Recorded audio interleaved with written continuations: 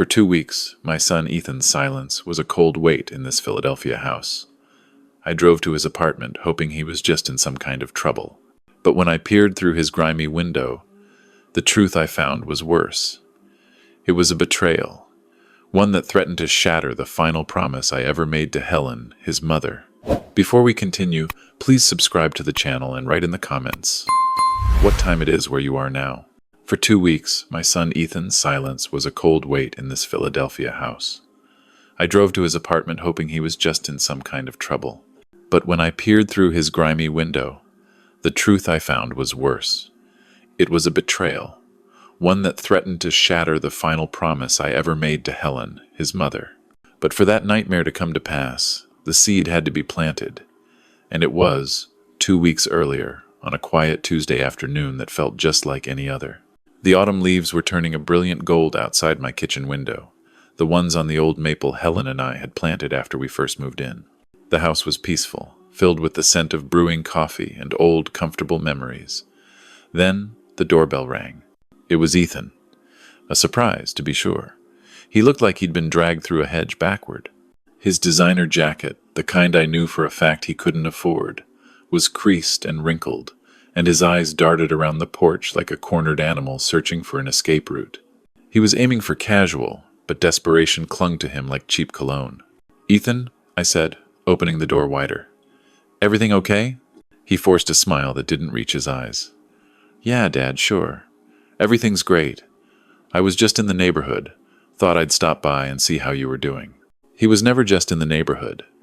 I knew that, and he knew I knew it. Every visit for the last 10 years had been a carefully constructed prelude to a request. I'd learned that lesson the hard way, through a string of failed business ventures, online marketing schemes, and guaranteed investment opportunities that had vanished like morning mist, taking my money with them. I led him into the kitchen and poured him a mug of coffee he didn't touch. He couldn't stay still, pacing between the refrigerator and the small table where I Saturday. His expensive sneakers squeaked on the linoleum floor, the same floor Helen had spent a month picking out 3 decades ago. The sound grated on my nerves. "So, how's the new project going?" I asked, keeping my voice level. There was always a new project. "It's incredible, Dad. Game-changing stuff," he said, waving his hand dismissively as if the details were too complex for my old mind to grasp. "Big things are on the horizon, really big." I just nodded and sipped my coffee, waiting. The small talk was just the opening act, the tedious warm-up before the main event. I watched my son, 35 years old, dressed in clothes that cost more than my monthly mortgage payment, circling my kitchen like a shark. He finally stopped, his hands gripping the back of the empty chair across from me so tightly his knuckles turned white. He took a deep breath, the kind a man takes before jumping off a cliff. "Dad," he said, his voice tight with a forced calm, "I'm in a bit of a jam, and I need your help." Here we go again, I thought. The same desperate plea wrapped in a different story. I took a slow sip of my coffee, the warmth of the mug doing little to soothe the familiar chill of disappointment spreading through my chest. I set it down carefully on the coaster Helen always insisted I use. "What kind of jam are we talking about, son?" "It's an investment, Dad.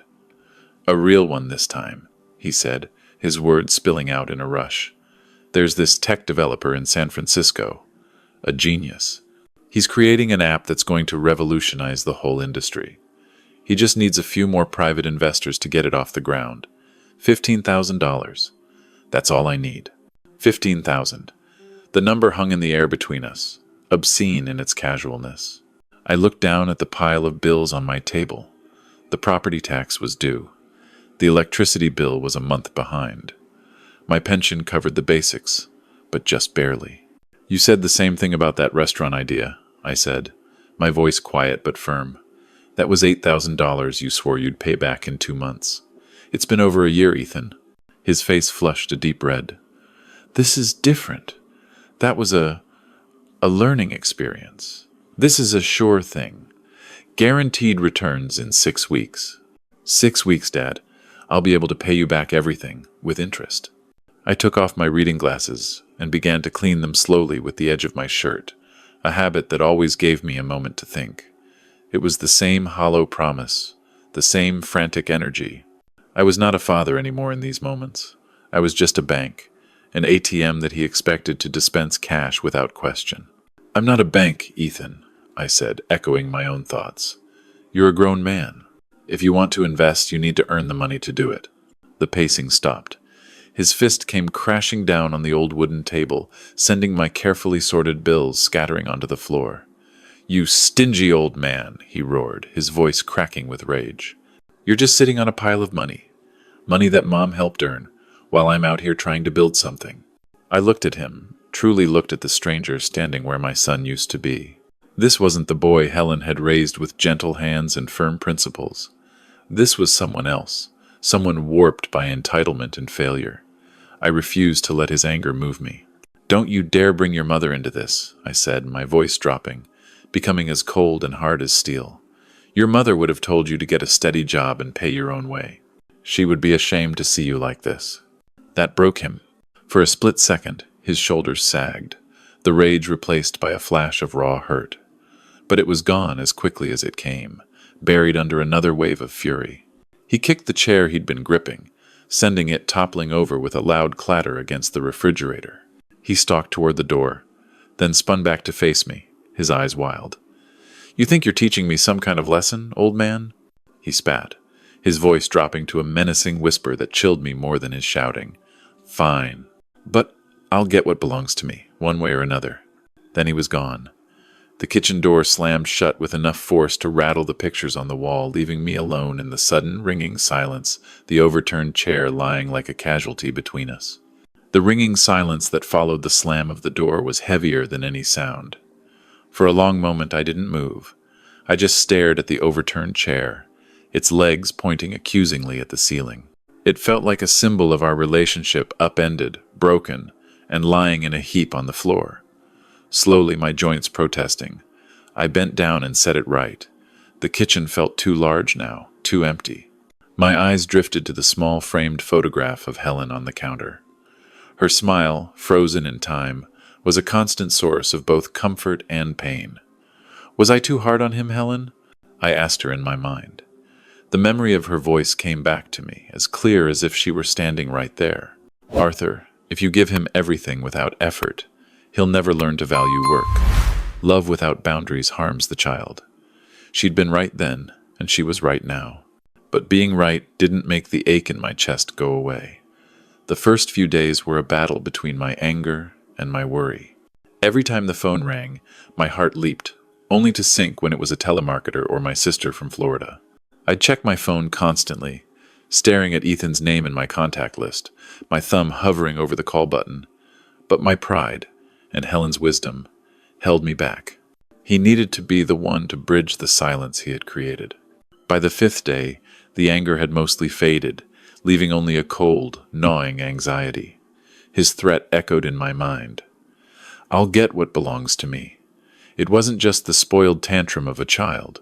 There was a darkness in his tone I'd never heard before.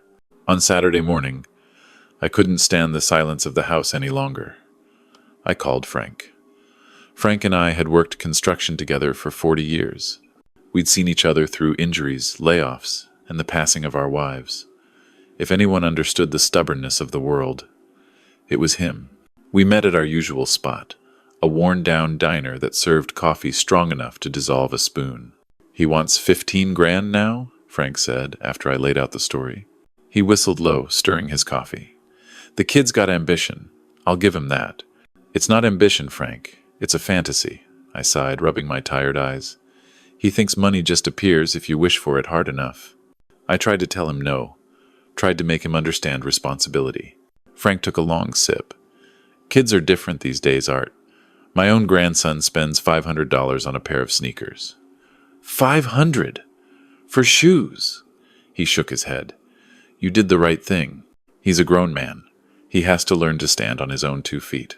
He'll get over it. They always do, especially when they need something else next month." He meant well. His words were logical, practical, the same things I had been telling myself. But they didn't soothe the cold knot of fear in my stomach. I knew my son. I knew his moods, his patterns, his temper. This silence was different. It wasn't the petulant pouting of the past. It felt calculated. It felt like a prelude. I left the diner feeling more alone than when I'd arrived.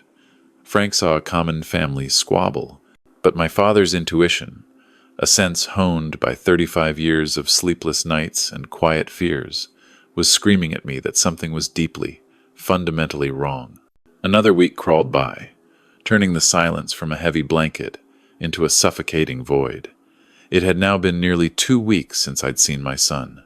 Frank's advice to let him be, to let him come back on his own terms, echoed in my head, but it felt hollow. It felt wrong. This wasn't a simple, silent treatment. It felt like an erasure. My worry had become a physical thing, a constant, low-grade fever that left me restless and unable to focus. On Thursday morning, while staring blankly at the sports section of the Philadelphia Inquirer, I realized I couldn't just wait anymore. Waiting felt like a form of surrender. I needed more information. I put the paper down and went to the old wooden chest in my study, where I kept things that didn't have a proper place. Old warranties, tax documents from a decade ago, and my old cell phone. It took me 10 minutes to find the right charger, and another 5 for the ancient device to power on, but it was worth it. Stored in its memory was a contact list from a simpler time. I scrolled past names I barely recognized, until I found the one I was looking for, Jake Morrison. Jake had been Ethan's best friend in high school. A good kid, a straight arrow. Unlike Ethan, Jake had gone to college, gotten a degree, and now worked a steady job as an accountant downtown. They had stayed in touch over the years, grabbing a beer now and then. If anyone knew what was really going on with Ethan, it might be him. My hand trembled slightly as I dialed the number, feeling like a meddling, paranoid parent. Hello? Jake's voice was deeper now, more mature, but still recognizable. Jake, it's Arthur Rogers, Ethan's dad. I'm sorry to bother you. Mr. Rogers, no bother at all. It's good to hear from you. Is everything okay? I hesitated, trying to frame the question in a way that didn't sound like a panic alarm. I was just wondering if you've seen Ethan lately. I've been trying to reach him for a little while now, and he's not getting back to me. There was a pause on the other end of the line. It wasn't a long pause, but it was filled with a specific kind of caution that made my stomach clench. Actually, Mr. Rogers, Jake said, his voice dropping a little, I've been trying to find him too. He borrowed $500 from me last month, said he'd pay it back by now. He cleared his throat, a sound of pure awkwardness. His phone's been going straight to voicemail for over a week. The floor seemed to drop out from under me. $500 from Jake. $15,000 demanded from me. Who else was he hitting up for money? When was the last time you saw him, Jake? The Tuesday before last. He seemed really stressed. Kept checking his phone. Said he had a big, important meeting that afternoon. Tuesday. The day he had come to my house. The day he had stormed out, threatening me. This wasn't just about me. He had gone dark on everyone. The vague, shapeless worry I'd been carrying for 2 weeks suddenly crystallized into a sharp, piercing alarm. Thanks, Jake. You've been a big help, I said, my voice sounding distant to my own ears. I hung up the phone and stood motionless in the quiet of my study. The silence of the house was no longer just empty. It was menacing.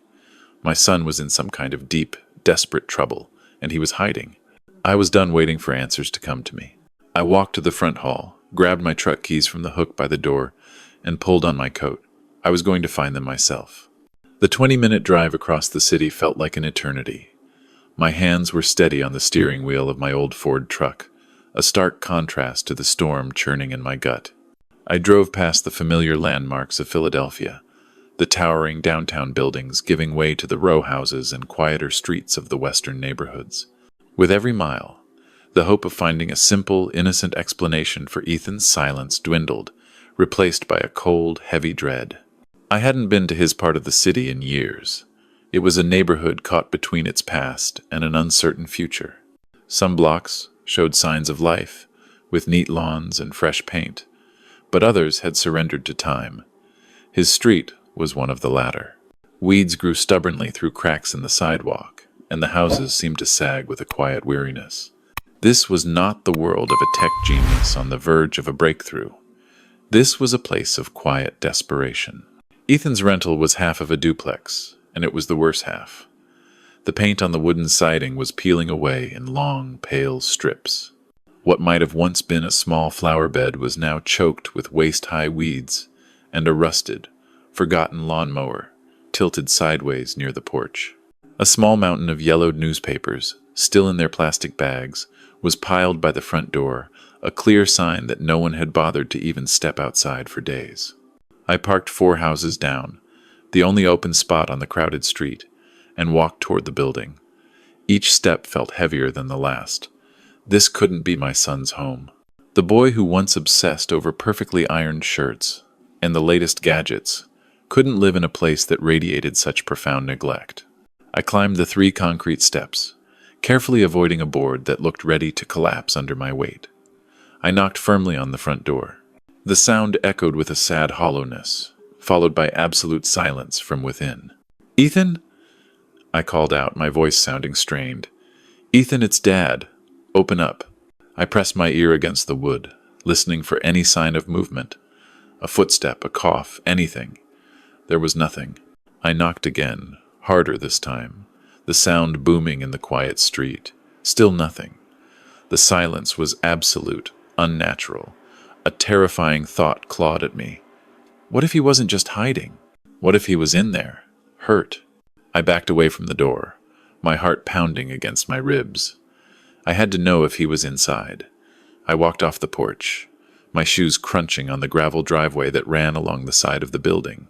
I peered at the side windows, but they were coated in a thick layer of city grime, making it nearly impossible to see through. I moved closer to one, wiping at the glass with my sleeve, trying to create a small peephole. As I pressed my head near the cool, damp window pane, I froze. It wasn't loud, but it was unmistakable. A sound from within the silent house. The faint, muffled murmur of voices. My blood ran cold. I pressed my ear flat against the grimy glass, trying to filter out the sound of my own heart hammering in my chest. The voices were clearer now, a low murmur. One was unmistakably Ethan's. The other was deeper, calmer, a voice that carried a chilling professional detachment. "Been over this 3 times already, Kane," Ethan was saying, his voice tight with an irritation I recognized.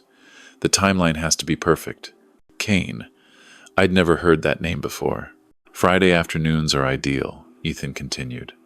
"He goes to the gym religiously at 2. Never misses it. Never varies the schedule. We'll have at least 90 minutes, probably 2 hours.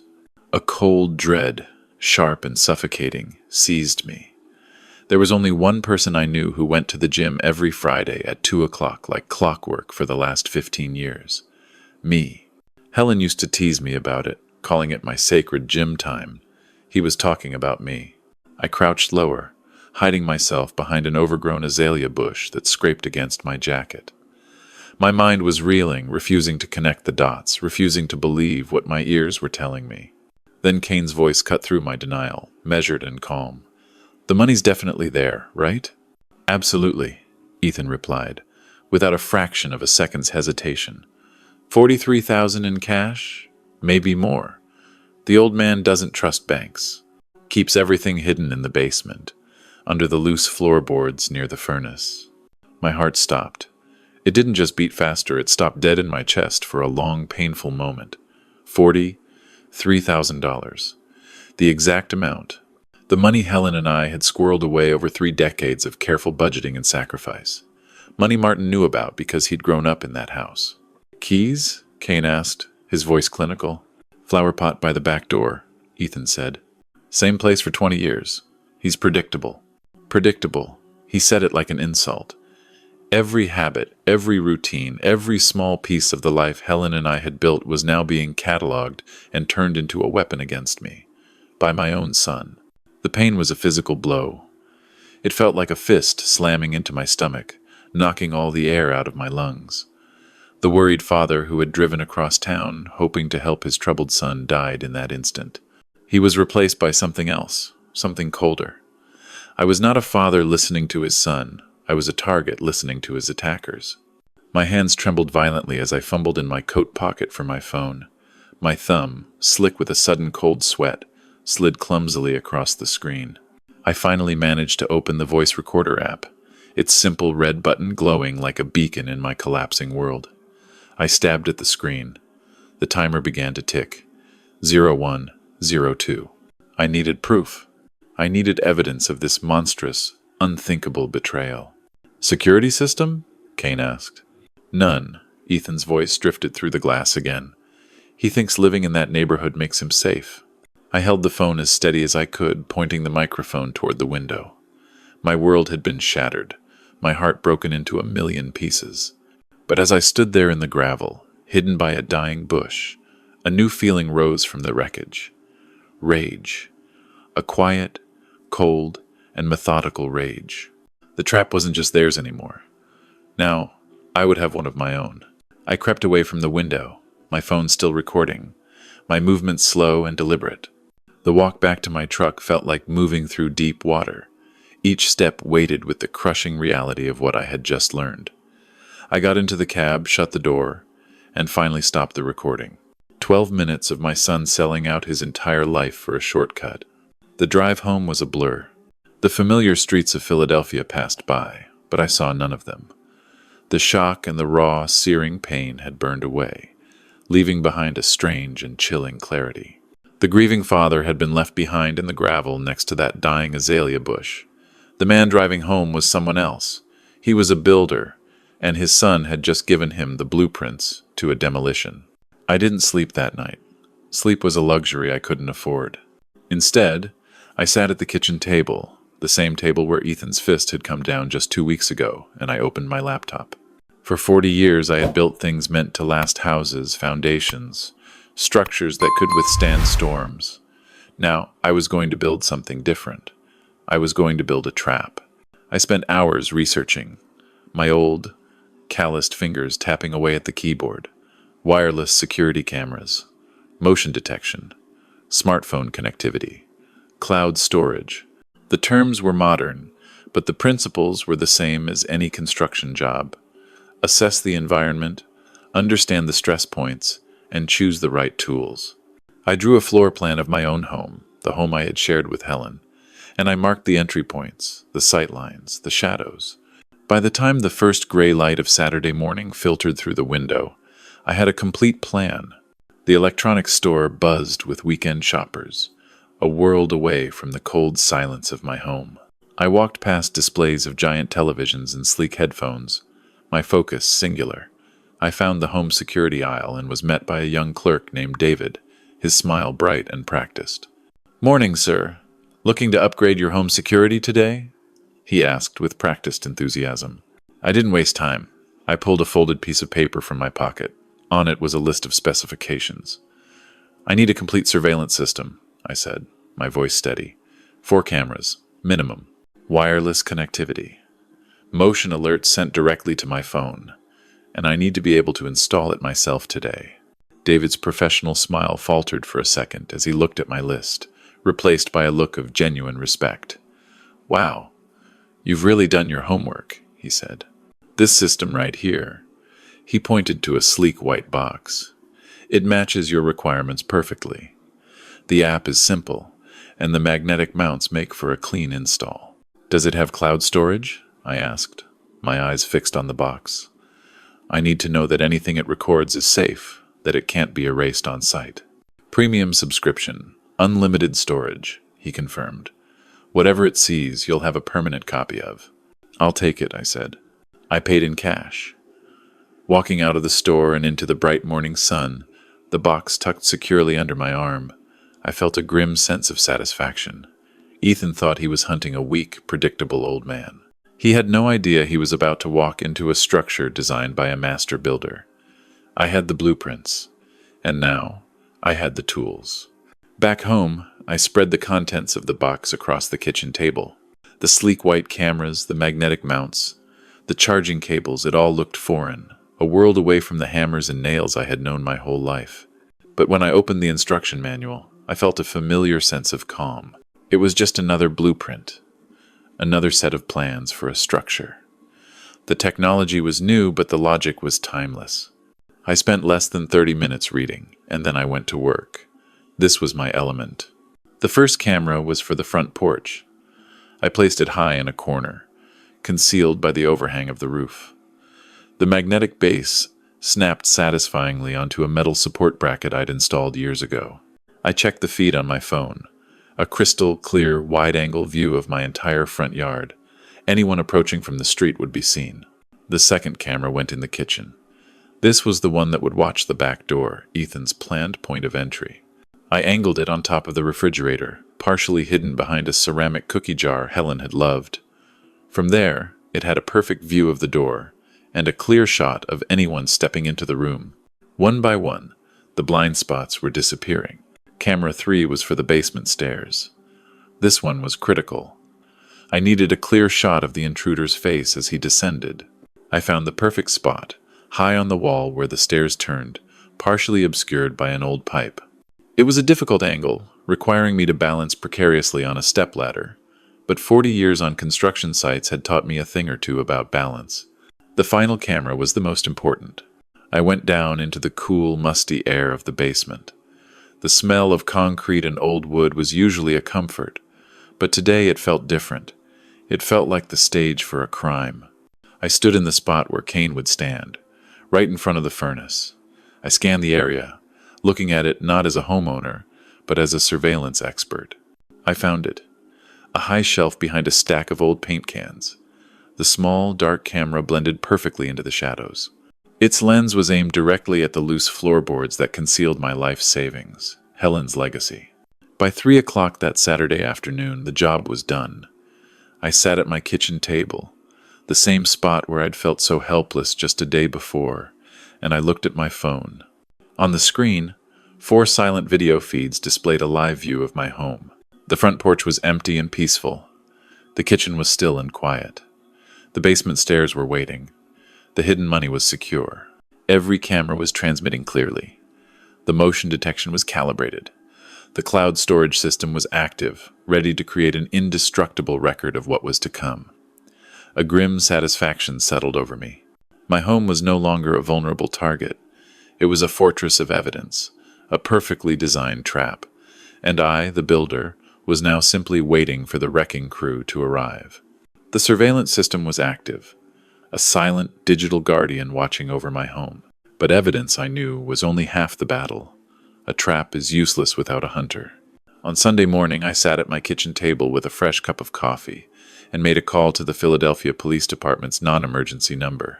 I explained the situation to the operator in a calm, steady voice, not as a panicked father, but as a citizen reporting a planned felony. I mentioned I had irrefutable audio evidence. The operator, sensing the gravity and the unusual clarity of my report, put me on hold. A few minutes later, she came back on the line. A detective would meet with me that morning. The police station was a sterile world of beige walls and the faint scent of disinfectant, a place far removed from the complex, messy emotions of my life. I was led to a small, windowless interview room and told to wait. A few moments later, the door opened and a woman in her early 50s entered. She had sharp, intelligent eyes and a no-nonsense demeanor that I immediately respected. "Mr. Rogers? I'm Detective Miller," she said, shaking my hand firmly. "I've reviewed the operator's notes, but I'd like to hear the complete story in your own words." I started at the beginning. I told her about Ethan's demand for money, his explosive anger, and his subsequent disappearance. I told her about my growing worry, the call to his friend, and my drive to his apartment. I described the scene of neglect and the voices I heard through the window. Throughout my account, she listened patiently, her expression unreadable, making occasional notes on a legal pad. When I finished, she looked at me, her gaze level. "And you recorded this conversation you overheard?" "I did," I said. 12 minutes of it. I took out my smartphone, my hand surprisingly steady, and placed it on the metal table between us. "This is my son's voice, Detective. This is him describing how to rob his own father."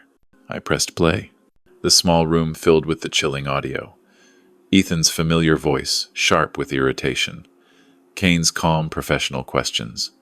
As the recording played, I watched Detective Miller's face. Her professional mask of neutrality didn't slip, but I saw a subtle shift in her eyes. A flicker of skepticism was replaced by intense focus. She leaned forward slightly as Ethan described my gym schedule, the key under the flower pot, and the loose floorboards in the basement. When the recording finished, a heavy silence settled in the room. She replayed a few key sections, then finally looked up at me, a new light of respect in her eyes. "Mr. Rogers," she said, her tone all business now. "This recording clearly establishes a conspiracy to commit burglary and grand theft. You are absolutely certain this is your son's voice?" "I've been listening to that voice for 35 years, I said quietly. "I'd know it anywhere." She nodded slowly, closing her notepad. "They plan to do this on Friday afternoon, while you're at the gym." It wasn't a question. "Yes. They expect to be in and out in less than 30 minutes. Detective Miller leaned back in her chair, studying me for a long moment. "Mr. Rogers, you've already done most of the work for us. What exactly are you proposing we do?" "I want you to catch them in the act," I said, my voice hard as iron. "I want them to break in. I want them to find the money. And I want you to be there when they do." For the first time, a small, grim smile touched her lips. "Tell me about your camera setup, Mr. Rogers. Let's coordinate a sting." The week leading up to Friday was the longest of my life. I went through the motions of my retirement routine, reading the paper, tending to the small garden in the back, talking to Frank on the phone, but it was all a performance. My real life was happening on the small screen of my smartphone, where I constantly checked the 4 silent camera feeds, making sure the connection was stable, the batteries were charged, and the trap remained undisturbed. At 1:45 p.m. on Friday, April 25th, I performed my final system check. All 4 cameras showed clear, steady images. Detective Miller had confirmed via text message that her unmarked units were in position throughout the neighborhood, blending in seamlessly.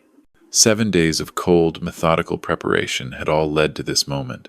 At exactly 5 minutes to 2, I began the final act of my performance. I grabbed my worn leather gym bag, slung it over my shoulder, and walked to the front door. Every movement was deliberate, calculated to look exactly as it had every Friday for the past 15 years. I opened the door, stepped out into the crisp autumn air, locked the door behind me, and tossed the gym bag into the bed of my truck. I backed out of the driveway with a casual ease I did not feel, not even waving to my neighbor because I never did. Predictable, that was the key. But I didn't drive to the gym. Instead, I drove 3 blocks away to a small coffee shop on a busy corner the surveillance post Detective Miller and I had agreed upon. I parked my truck in a spot with a clear line of sight down my street.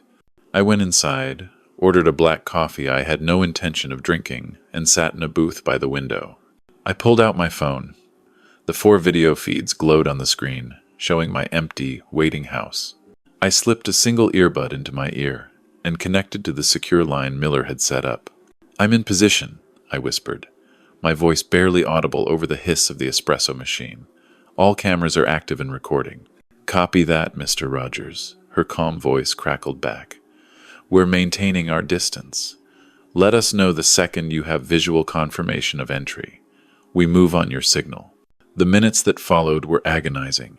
I watched people walk by on the sidewalk, laughing, talking, living their normal lives, completely unaware of the drama unfolding just down the street. The coffee in my cup grew cold. My heart hammered a steady, heavy rhythm against my ribs. Then, at 2:23 p.m., a small notification icon flashed at the top of my screen. Motion detected. Kitchen camera. My breath caught in my throat.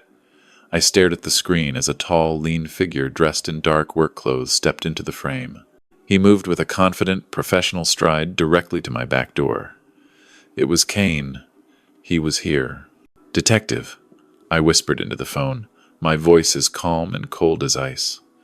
"We have contact. He's at the back door." "Copy, Mr. Rogers. We see him, standing by." Kane didn't even bother with the flower pot key. He pulled a set of lockpicks from his pocket and went to work. Less than a minute later, my back door swung open and he slipped inside. "He's in," I said. "The trap is sprung." Through the small, silent screen of my phone, I watched the man named Kane move through my kitchen. He moved with the unhurried confidence of a professional who believed he had all the time in the world. He completely ignored the laptop on the counter, the small television in the corner, and the other minor valuables that might tempt a common thief. His focus was absolute. He was following Ethan's instructions to the letter. My screen automatically switched to the camera at the top of the basement stairs as its motion sensor was triggered. It captured a perfectly clear, well-lit image of Kane's face as he paused for a moment before descending. I made a mental note. Irrefutable identification. He then disappeared down the stairs. A second later, the fourth camera, the one hidden in the basement, came to life. Kane stepped into the frame, his eyes scanning the area before settling on the furnace. He walked over, pulled a small crowbar from inside his jacket, and wedged it under the floorboards I'd intentionally left loose for years. With a single, efficient motion, he pried them up. He knelt, and for a moment, he just stared down at the plastic-wrapped bundles of cash. From my vantage point 3 blocks away, I saw a flicker of a triumphant smile cross his face. It was the first real emotion he had shown. He pulled a black backpack from his shoulders and began stuffing the bundles inside, handling the money Helen and I had saved with the casual indifference of a bank teller. He was touching Helen's legacy. That was the signal. I keyed the mic on my earbud. "Detective," I said, my voice low and steady. "He has the money. He's putting it in the bag now." "Perfect." Miller's voice came back crisp and clear. "All units, move in. Now." It was surreal, watching the raid unfold on the 4 small quadrants of my phone. The front porch camera suddenly showed 2 plainclothes officers appearing at my front door with a battering ram. Simultaneously, the kitchen camera showed 2 more officers bursting through the back door that Kane had left unlocked. The basement camera captured the perfect payoff. Kane's head snapped up as he heard the heavy thunder of footsteps on the floorboards above him. His professional calm shattered, replaced by the feral look of a cornered animal. A voice, amplified and authoritative, boomed from upstairs. "Philadelphia police! Drop the bag and put your hands where we can see them!" Kane knew the game was up. He didn't run. He didn't fight. He just dropped the half-full backpack to the concrete floor with a soft thud.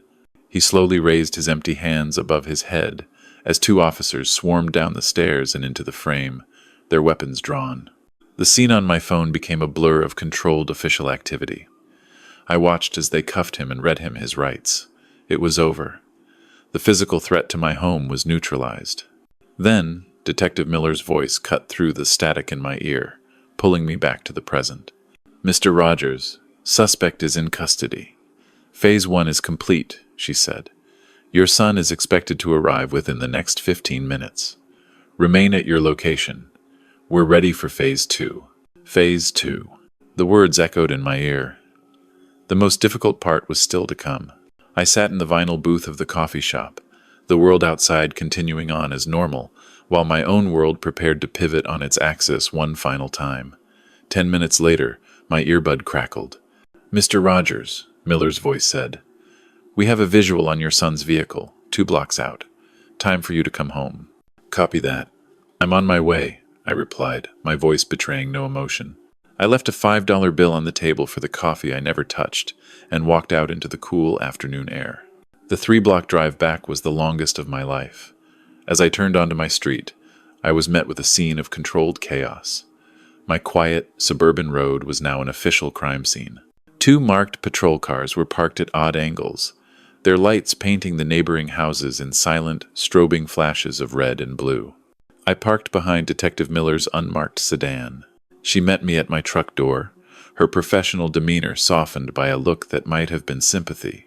"Your system worked perfectly, Mr. Rogers," she said quietly. "We have everything documented. Kane won't be seeing freedom for a very long time." She glanced down the street, right on schedule. As if summoned by her words, Ethan's familiar blue sedan turned the corner. I watched it slow down, the easy, confident speed giving way to a confused crawl as he processed the police vehicles surrounding his childhood home.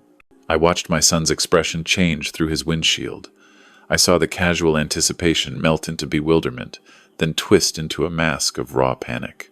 He parked his car poorly, half on the sidewalk, and stumbled out, looking like a man who had just walked into a nightmare. "What's going on?" he shouted to the nearest officer. "What happened? Is my dad okay?" He was already playing the part of the concerned son, the role he had rehearsed with Kane. Detective Miller stepped forward calmly, intercepting him before he could get any closer to the house. "Are you Ethan Rogers?" she asked, her voice polite but firm. "Yes. What is this? Where's my father?" "Your father is fine," she said. You, however, are under arrest for conspiracy to commit burglary." The color drained from Ethan's face. Two uniformed officers moved in, and the sharp metallic click of handcuffs echoed in the quiet street. "What? No?" Ethan's voice cracked, the sound of a desperate teenager, not a 35-year-old man. "You don't understand. There's been a mistake. Dad? Dad, tell them this is wrong." His eyes scanned the scene frantically, searching for me, the victim he was planning to comfort. He finally found me, standing on my own front porch, watching him. He saw my calm expression, my lack of surprise, my quiet cooperation with the very officers who were arresting him. And in that one shattering moment, he understood. The desperate hope in his eyes died, extinguished in an instant. It was replaced by a look of profound, horrified comprehension. He wasn't just caught. He had been led into a trap. And the architect of that trap was his own father. "Dad?" he whispered, the single word hanging in the air between us, a question filled with a universe of disbelief and betrayal. That single whispered word, "Dad?" hung in the air between us, thick with 35 years of failed lessons and broken trust. The officers began to lead him toward a patrol car, but his eyes never left mine. The disbelief was dissolving into a desperate, pleading anger. "How could you?" he shouted, struggling against the officer's grip. The confident swagger was gone, replaced by the raw panic of a cornered child. "How could you do this to me? Your own son!" I walked slowly down the porch steps, closing the distance until I was standing just a few feet from him. My heart ached, a deep physical pain for the boy he once was and the man he had failed to become.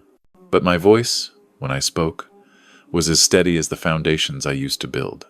"You're asking the wrong question, Ethan," I said, my voice not loud, but clear enough to cut through everything. "The question isn't how could I do this?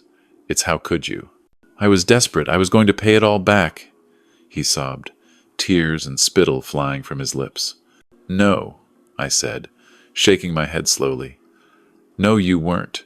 You brought a violent criminal into our neighborhood.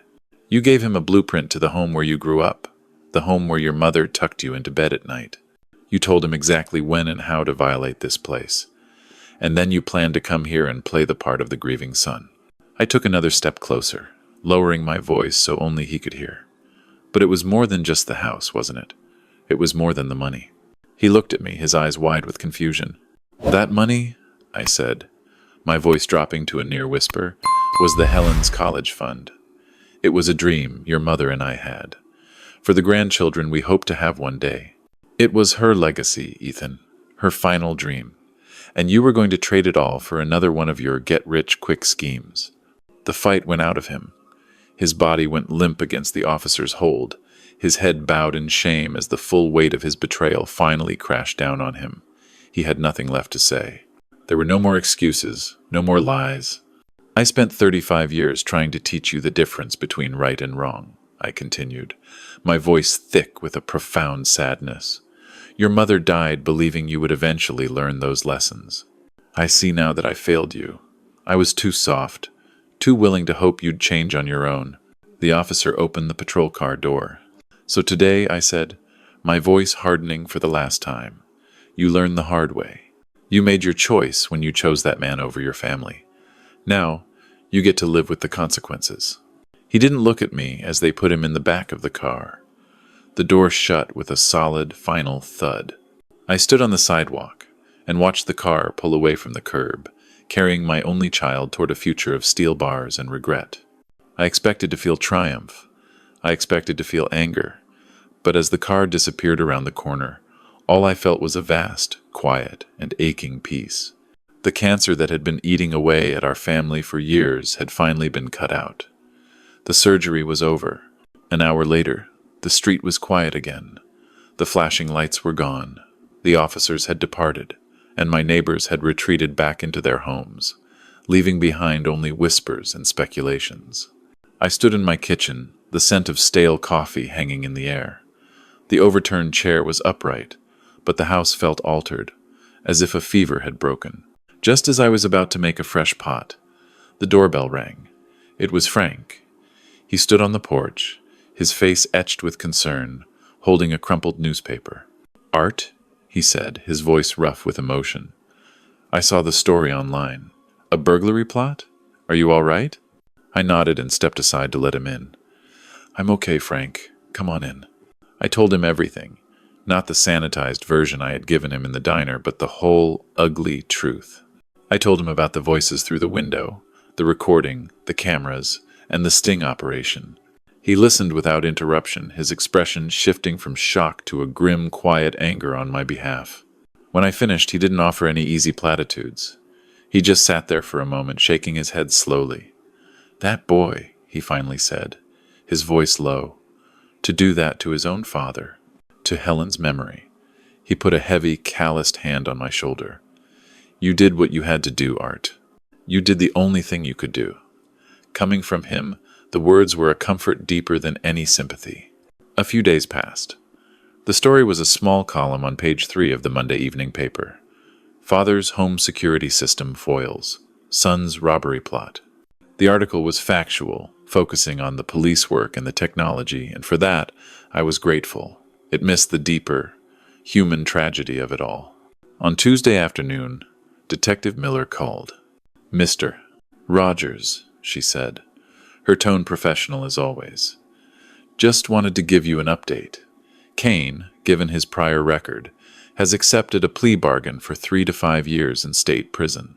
Your son's public defender is negotiating a deal that will likely result in 18 months, with a possibility of parole in 12. "I see," I said, my voice steady. "Thank you for letting me know." "There's one more thing," she said, a slight hesitation in her voice. "Your son, Ethan, is asking to see you. He's requested to put you on his visitor list." I looked across the living room to the mantelpiece, where Helen's photograph smiled back at me. I thought of the years of lies, the endless cycle of hope and disappointment, and the final, monstrous betrayal. I felt a wave of profound sadness wash over me, but beneath it, the foundation of my decision was solid rock. I had found peace, a peace bought at a terrible price, and I would not sacrifice it. "Detective," I said, my voice clear and final, "I appreciate you telling me, but the man who was arrested on my lawn last Friday made his choice about our relationship long before the police arrived. I don't see that changing just because he got caught." "I understand, sir. Tell him I hope he uses the time to think about his mother's legacy," I said. "And tell him I wish him well." I ended the call and set the phone down on the counter. The line was disconnected. The final tie was cut. After hanging up the phone, I stood in the quiet of my kitchen for a long time. The final tie was cut. There was no anger left, no burning rage. There was only the vast, quiet landscape of what came after. Drawn by some unseen force, I walked to the basement door and descended the creaking wooden stairs. The air was cool and smelled of damp earth and history. I knelt on the cold concrete floor right in front of the furnace and ran my hand over the familiar uneven floorboards. I didn't need to lift them. I knew the money was safe. But it was never just about the money. "I did it, Helen," I whispered into the quiet darkness. "I protected our dream. It's safe." I imagined her standing there with me, her hand on my shoulder, her presence a warm and reassuring weight. Our son chose his path, my love, and I chose ours. I chose you. A profound sense of peace washed over me. I had honored her. I had done right by her memory. I climbed back up the stairs, leaving the money and the ghosts of the past secure in the darkness below. The house felt lighter now, as if a great weight had been lifted from its very foundations. I sat down at the kitchen table and picked up my phone, opening the security app one last time. I looked at the 4 silent images of my home. The empty porch, the still kitchen, the waiting stairs, the quiet basement. These 4 digital eyes had been my partners in this terrible ordeal. They had been the unflinching witnesses to a crime and the instruments of a hard-won justice. Their purpose was served. Methodically, I swiped through the settings and deactivated each camera, one by one. The screens went black. The surveillance was over. Finally, I walked into the living room and settled into my old worn armchair, the one that had molded to the shape of my body over thousands of quiet evenings. I picked up Helen's photograph from the side table and held it in my hands. The silence in the house was different now. It was not the heavy, anxious silence of waiting, nor the ringing silence of anger. It was a clean silence, an earned silence. I knew the years ahead would be lonely, but they would be peaceful. They would not be haunted by frantic phone calls, by broken promises, or by the slow-motion destruction of the son I had loved but failed to save. I had done the hardest thing a father could ever have to do. I had chosen a painful end over an endless pain. And in doing so, I had finally found my way back to the quiet, principled life that Helen and I had worked so hard to build. Sometimes, the truest love isn't about holding on tighter. It's about letting go and trusting that the lesson, however harsh, is the only thing of real value you have left to give. Arthur's story is a difficult one, and it asks a question many parents face in one form or another. Where does help end and enabling begin? It's a painful truth that sometimes the greatest act of love is to step back and allow the consequences of a loved one's actions to become their greatest teacher. This isn't about punishment. It's about honoring the principles you've built your life upon. True strength isn't just in providing for your children, but in having the courage to protect your own peace and legacy, hoping the lesson, however harsh, will finally be the one that sets them on a better path. If you like this story, please like this video, subscribe to the channel, and share your impressions of this story in the comments. To listen to the next story, click on the box on the left.